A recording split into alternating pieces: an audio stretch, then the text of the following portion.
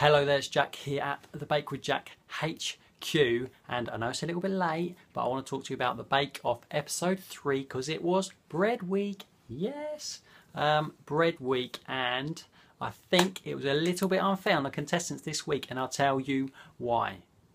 Challenge number 1, chocolate bread. 2.5 hours? 2.5 hours. I don't think 2.5 hours is long enough to make exceptional bread, okay?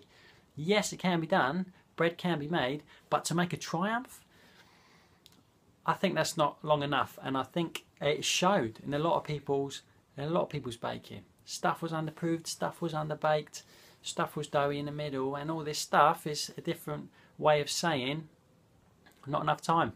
A couple of people were really clever about it. Andrew was clever, and he did a big loaf, which is ambitious in such a short amount of time, but he did a single proof, and he baked it, and because of that, because of the single proof, he had time to prove it nicely and time to bake it nicely.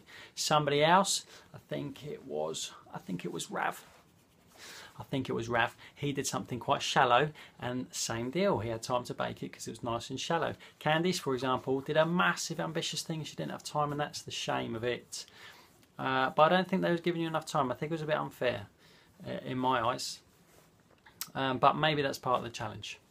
Anyway, moving on. Damp noodles. Damp noodles, what are they? Damp noodles look wicked. I need to have a go at that. They look tricky to do, I think. Get the right amount of steam in there, not taking the lid off too early, right amount of heat underneath so it doesn't burn. All this stuff is really, really tough to do, I think, to do nicely. One person that stood out for me this week, Kate. I really like Kate.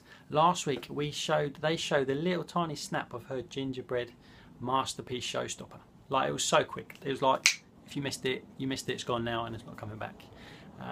It was a little tiny snap, but it looked really, really cool. And this week, what did she do this week?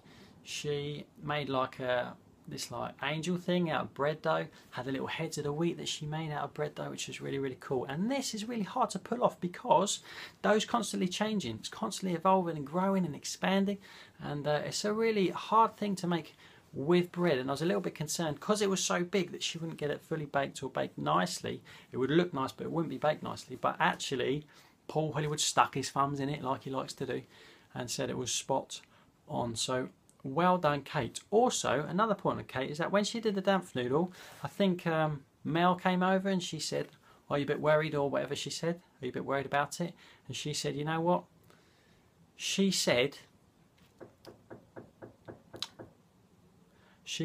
"I've never done it before, so it doesn't matter." And that was like unbelievable.